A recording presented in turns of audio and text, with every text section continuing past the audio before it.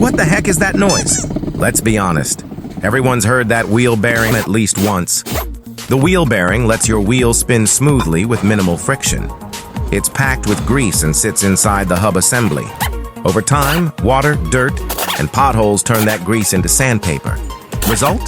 Your car starts to sound like it's auditioning for Fast and Furious Broken Edition. Symptoms to detect. Here's how you know it's time for a new one. A humming or grinding noise that gets louder as you speed up. A wobble or play in the wheel when you shake it.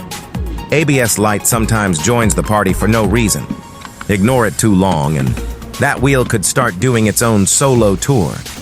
The fix? Replacing it isn't too bad. Remove the brake, the hub, a few bolts, and boom, fresh bearing. No more airplane sound. Once done, your Toyota will glide quieter than your boss after payday.